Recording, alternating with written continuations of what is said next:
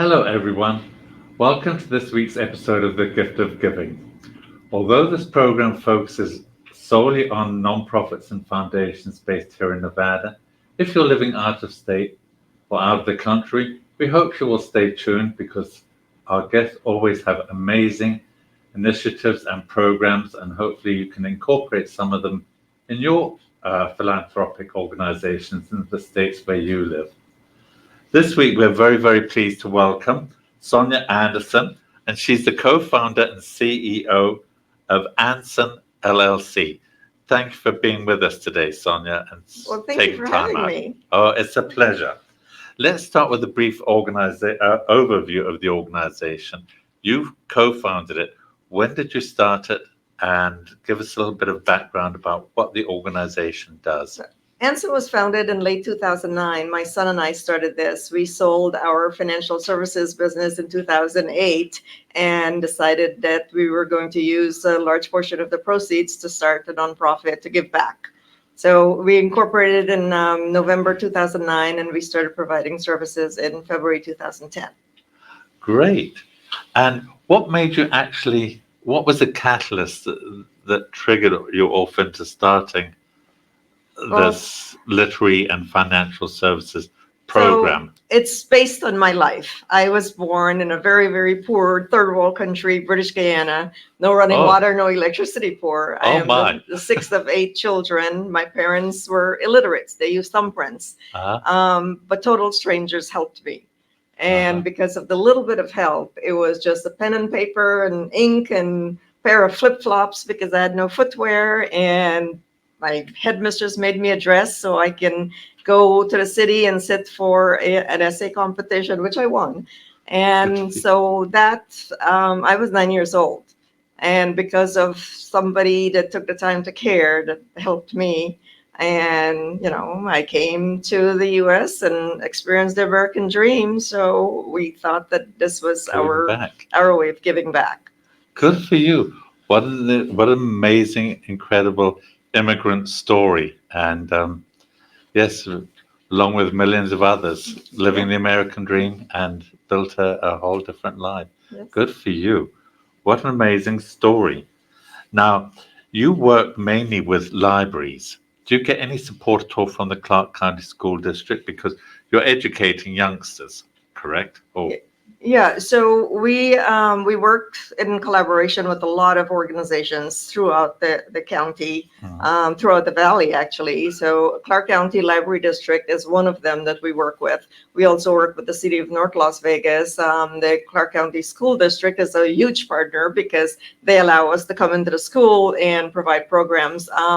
Financial support, we don't actually get direct financial support from the Clark County School District, but their partnership in providing the space and allowing us, to come into the programs, the collaboration from the teachers, the principals, the district is huge. yes. So, and the Clark County Library District is part of the Clark County School District as well. So. Yes.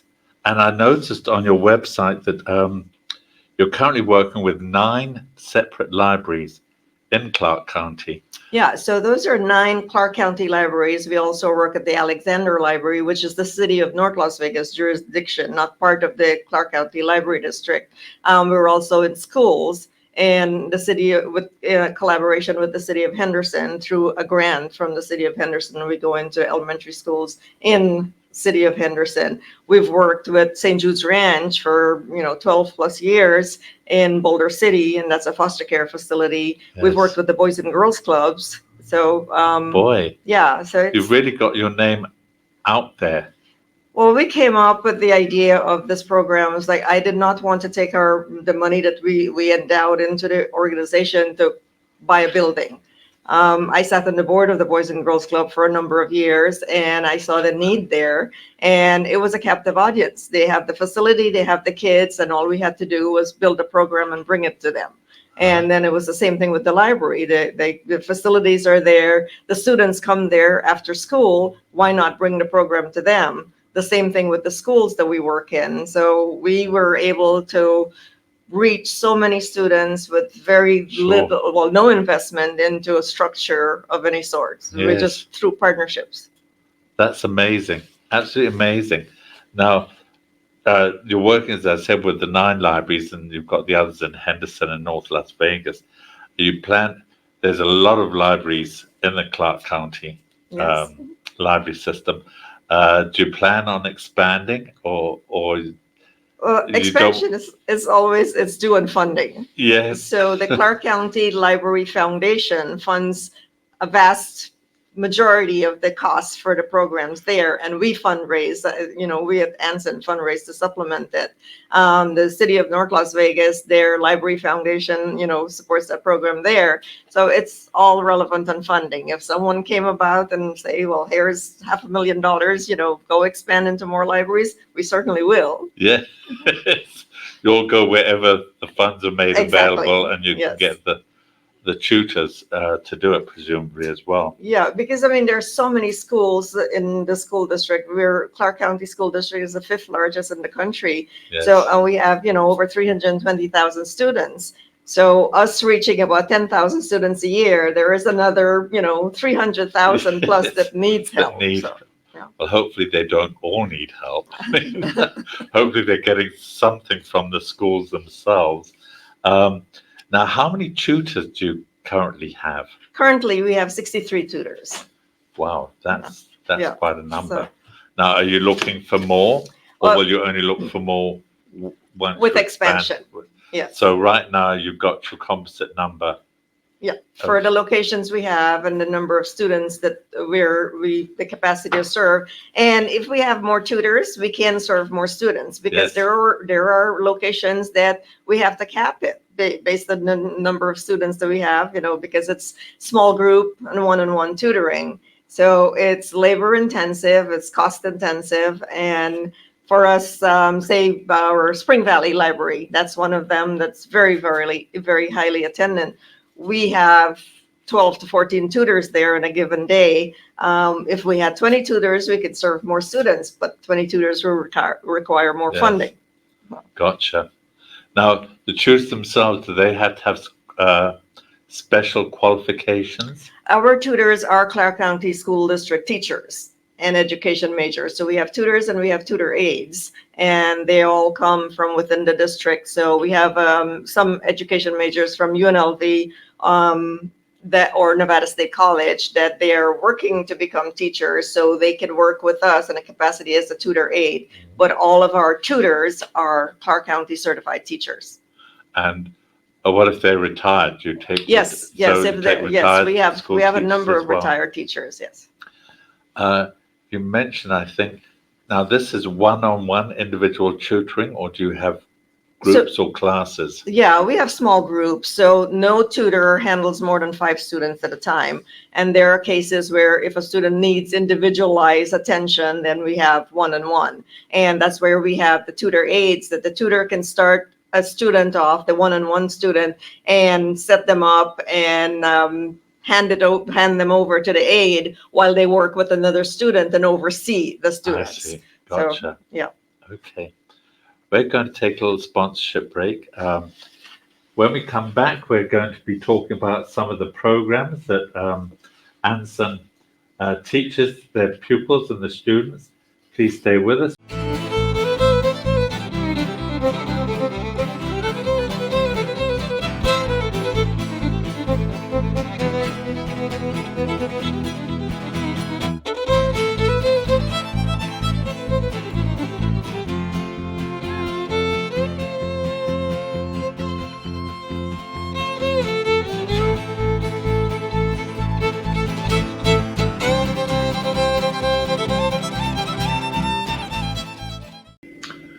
Welcome back, everyone.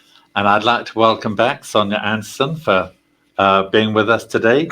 And in this segment, we'd like to talk about the programs that you actually have for all these students. And these are all after school hour students that come for help.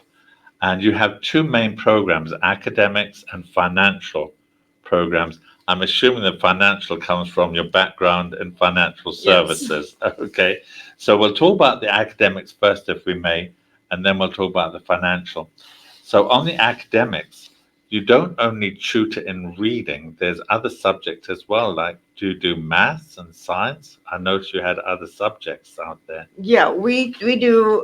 We start with the homework help. We look Mhm. at their homework and see what they can and cannot do, and then you go from there. It's like if they're struggling in math, then we'll focus on math. If they're struggling in reading, we'll focus on reading. But the older students, there's history and there's algebra and geometry and calculus and all of that. So our program, we tutor K through 12. So there's a vast, and then we Right. hire the teachers based on the need at each particular location. So if we have a location that more high school students come, then we'll have high school math, high school, history, sciences, and all of that. So we tutor the whole child.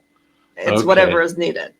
And it's still one-on-one. So yes, it is. It starts out on one-on-one, and then there are groups. There are small groups. So there's students that are not in great need that we can, like, if they're working on math, and we base them on age group. So Mhm. if a tutor is working with third grade kids that need math, then we can have more than one student with the tutor. But the teacher decides. They decide on what's needed for the child, and that's why we hire teachers, because they have that training, they have the Sure. background, they work with kids, and they know what they need. Yes. So we pair the tutors with the need. And some locations are more Spanish speaking, some locations are not. So we always work with what's needed at each location. That's good. So you just plug up the holes wherever you find them. Yeah. No. Now, you said you teach 3 through 12, Grade K through 12, kindergarten through all the 12. way through 12. K through 12. Uh-huh. And do you sometimes have to group like 11 and 12 into one group? Or not really? Not often. No, not you often. keep them in their lanes Yeah. of the years. Yeah. So, and then like grade in the they're school in. locations that we tutor, we'll, say at Hinman Elementary, we'll tutor third and fourth graders. We'll split them up. So the first hour will be third graders, the second hour will be fourth graders, so that the teachers can focus on the need. Because every grade level is different, and it's very difficult to group different grade levels, unless it's a teacher that's very experienced and has worked with a child for a long time, and they know that, well, I can work with this child and help that one at the same time. Then they may do multiple grades. But then those are rare occasions. Yeah. situations. How do you connect with these students? Do they reach out to you? Do the schools reach out to you, or the libraries, or? So the program at the libraries, they have members. You join, you have a library card. So they send email blasts for the locations that have the program. They have a flyer that comes out, what time, what location, what grades, and the marketing. And the libraries is a very, very, very successful program, because the parents have to drive the kids there. So whereas when we go to locations where, the kids are there, then there is no buy-in and Sure. commitment from the parents. Gotcha. So the parents seek out programs that are needed, and this is all of our programs are totally free to the families. That's amazing. Yeah. So it's a beneficial program. So library locations, the parents line up, and so some of the libraries that are busier locations, they have sign-up sheets. So the parents have to sign up online for the time slot for their child to make sure that they get the help that they need. And we work with Title I schools and basically at-risk students. So a vast majority of our students are ELL, ESL. So the parents do not speak English, or Yes. so it's hard for them to help the kids do homework. So that's something that they seek out. And then we'll have parents that will come and sit in the back of the room, and they're learning at the same time. Oh, bless their hearts. Yeah. So, it's great. It's, working with the families and keeping Sure. them together. Now, when they sign up, do they have to sign up every week, or? It depends on what the library requires. So, Okay. and you have students that we've been working with for multiple years. that they come and, they're there. So, and the parents know that they need it, especially with the homework help portion. Uh-huh. So I was like, if you remember us growing up, we always, you need help with something, and Yes. especially math. And then, it was like, I remember when I was a child, I couldn't draw. I was a whiz at math and English, but I could not draw. So my mom had to teach me how to draw a flower, how to draw a fish. So, it's whatever the location, they determine the hours. They determine how the kids, come in, the sign up process, the discharge process. And so we're literally guests in their home. We bring the program, they set the rules. Nice. Now, if a child signs up, let's say signs up for maths, and he needs it constantly for 6 months, you try and allocate the same tutor, get that commitment from the same tutor so that they develop a rapport or a bond or some kind of relationship. Definitely. And that's the success of our program, is that, the constant reinforcement and having the same tutor. And then the tutor understands the child's need. The child understands the way the tutor delivers the program. Uh-huh. So, and yes, and we have tutors out of our 63 current tutors, over 48 of them have been with us from the beginning. 48? Yes. So they stay with us because they believe in what we do. They make extra income, but that they need. And it's if they help the student outside of the classroom, the student becomes a better student in the classroom. Uh-huh. So yes, and that's the reason that we have paid teachers, because a child needs help every day. Volunteers volunteer when they need, when they have the time. So, and do your programs run through school holidays? We work with the school calendar. So we, the days that there is no school, we have no tutoring, because a parent is not, say the parent works and they plan their schedule for, so the day that there is no school, that child is at some other facility or a relative, or, so they're not going to be able to get to the library, or where we tutor in the school. If there's no school, there's no tutoring. So we start in May. We start in September. We end in May. We work with the school calendar, the days that there is no school, and, holidays, Thanksgiving, Christmas, spring break. Sure. Okay, let's talk a little bit about your financial literacy program. Now, what's the age range for this? Because you're not teaching K financial responsibility. No, so we have 1st through 12th grade financial literacy, and financial literacy is actually what Andson was founded on, because that's my background. Yes. And growing up very, very poor, we had great budgeting skills, because there was, you had to stretch a penny a long way. Yes. And so when my business was credit counseling, debt management, mortgage assistance. So when I sold the business and I, came up with the idea that I wanted to do something to give back, I thought, well, we'll teach high school students financial literacy, and so seniors, if we teach them financial literacy before they graduate, they will go out and save the world. Well, we very quickly realized that a high school senior is way too late. And try telling an 18-year-old that you know something they do not know. That does not work. It doesn't go over well. So we started at 12th grade, and then we went backwards. And my son developed the curriculum, and the two of us started teaching financial literacy in February 2010. And by May of 2010, we realized that this is way too late. We have to start younger. So since we started at 12th grade, we backtracked. We got to about 6th grade, and we ran into students that didn't know basic math and English. And it was like, well, how are we going to teach them financial literacy when some of them didn't know how to write their names? Students that come from a foreign country. And so that's when we developed the academics program. We threw it was like, okay, well, we have to teach them basic math and English first, then we'll teach financial literacy. But we continued the financial literacy curriculum development and got it all the way down to 1st grade. So we teach financial literacy 1st through 12th grade. And financial literacy, is that things like how to read a bank statement, how to balance your checkbook? So it starts from basic needs versus wants. Yes. And then, get to 12th grade and we teach them all about investments and paying your taxes and everything that's needed. So somewhere along about 3rd grade, we start teaching them about checking and savings and the different types of money management. Retirement plans. Retirement plans all come into high school. So from 5th grade, we introduced that at 5th grade. And, I believe that it has to start early. And if you teach a child the basic skills from an early age, then that will carry through life. Yes, no question about that. Wonderful programs that you have, amazing programs. We're going to take another sponsorship break. Please stay tuned and please come back, everybody. We're going to get a message from Pacific Coast Capital. Introducing Pacific Coast Capital, your partner in finance.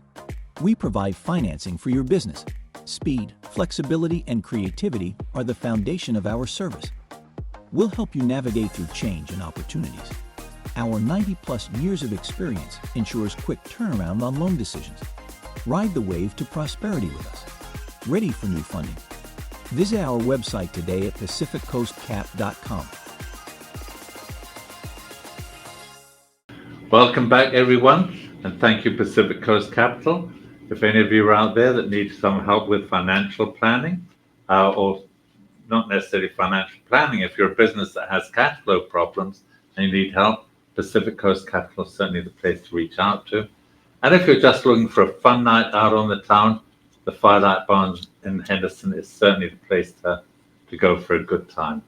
And we'd like to welcome back Sonia Anderson, co-founder and CEO of Andson LLC. So coming back, now we're talking about your groups and your individual tutoring. How often do you hold these sessions? Does it depend on the library itself, whether it's daily or Mondays, Wednesdays, and Fridays? Or so it's Monday through Thursday throughout the school year. But all of the libraries, every location that we work at, it's Monday through Thursday, and it's after school.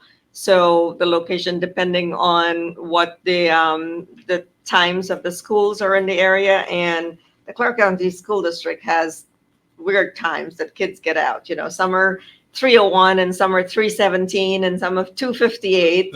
So we base the start time on the area school discharge time, because the teachers have to get from school to the location. To the location. I just think it's amazing that you've had all these volunteer teachers for so long, so many of them. Yeah, so our tutors are paid. They're all paid staff. So, it works. It's great. They get to continue what they do in, a longer day. They get out of school and they continue that. They get to make the extra money that they need. And, that's what makes the families, the students get the help that they need. Yes, but the tutors, yes, they might get paid, but I'm sure it's not a fortune. No. It's probably more token. Now, there's a lot of individual tutoring, but you do have some groups. You cut off, is there a group maximum size that you have? We never have more than 5 students in a group, because then it becomes unmanageable for a tutor. Okay, so if you have like 8 people signing up for that particular financial responsibility class or math class, do you then have to find another tutor and break it up into 2 groups of 4? Yeah. So and we staff each location based on the years of the traffic. So we know from all the years that we've been doing it, how many students average we get per location. So we staff the location accordingly. Gotcha. And now, do you have any volunteer opportunities within your organization? We do. So in addition to our paid tutors, if we have volunteers, it certainly makes the life of the tutors easier. So we have volunteers often from organizations and banks that support us, that we get grants from. Their employees would come out and volunteer. So that always makes it easier, and then we place the volunteers at the locations that we need more help. Okay. And what do the volunteers actually do? Because you've got the paid tutors for the tutoring. So what do the volunteers? So say for, we have a second grade student that needs help with math, that they almost all of us know basic math. So, the volunteers can assist and then the tutors will decide which students they want the volunteers to work with. So the students that are, not in dire need or that have already started on their homework, the volunteers can check it to make sure that they're doing it properly, or guide them. Handwriting is one that the volunteers can always, Gotcha. assist with. Reading, you can read to a child, anyone can read to a child. That's true. But because of the locations that we work with, and they're all, a lot the schools or the libraries, or the city of North Las Vegas, the city of Henderson, they're all governmental entities. All of our volunteers, like our tutors, have to be background checked. Mhm. So, Oh, nothing wrong with that. mhm. Now, how many volunteers do you actually have? We don't have a steady number of volunteers. Like, First Foundation Bank is one of our supporters. They will send an email out to me or to our HR person and say, we would like our employees to volunteer. We have a group, and they'll tell us the number of employees they have, and the days that we're, like a block of days they'll give us. And then we'll fit them in accordingly. We have, Cathay Bank, Chase Bank is always a big, volunteer organization, that they'll, and organizations only have blocks of time that their employees can go volunteer, because this is during paid, they get paid from the company to come volunteer for us. And it's CRA credits and all of that to meet their requirements. Sure. Yeah. Gotcha. Okay.